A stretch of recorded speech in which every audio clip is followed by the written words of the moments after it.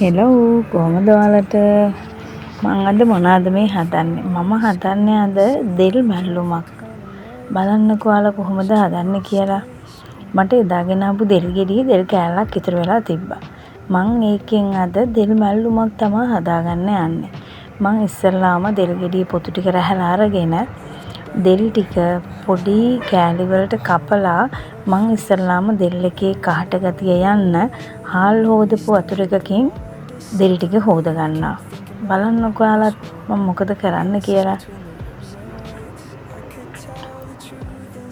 දෙල් ටික මම පොඩි කෑලි වලට තමයි කපාගන්නේ ලොකු කෑලි වලට කපාගෙන පොල් මිශ්‍ර වුණාම ඒක ලස්සනත් නැහැ ඒක පොල් මිශ්‍ර වෙන්නෙත් නැහනේ ඒ නිසා දෙල් මැල්ලුම් හදනකොට පොඩිවටම කපා ගන්න දැන් මම දෙල් ටික කපාගෙන ඉවරයි මම මැටි වලඳක තමයි අද දෙල් මැල්ලුම හදන්නේ මම ඉස්සෙල්ලා ඔය හාල් හොදපු වතුරෙන් තමයි මේ දෙල් ටික හොදගන්නේ මම ඒ ටික ඉස්සෙල්ලාම හොදලා අරගෙන මම ඒ වතුර එක අයින් කරලා මම තව වතුර එකකින් දෙල් ටික හොද ගන්නවා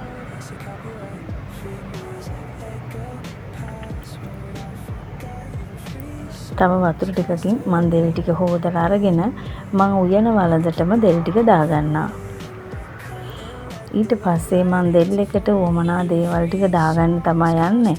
කරපිංච ටිකක් දැම්මා, මිරිස් කුඩු ටිකක් දැම්මා. අමු තුන පහ කුඩු ටිකක් දැම්මා. කහ ටිකකුත් දැම්මා, කුරුදු කුඩු ටිකකුත් දැම්මා. අවශ්‍ය විදිහට ලුණු දාගත්තා.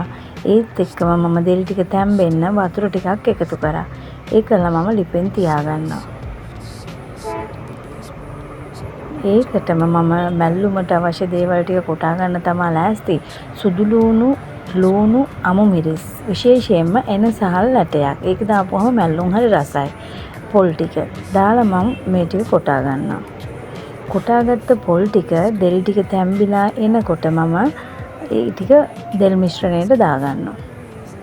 දාලා පොල් ටික පොඩ්ඩක් කවලම් කරලා පොල් ටික තැම්බෙන්න අපි මෝඩියකින් වහලා තියමු.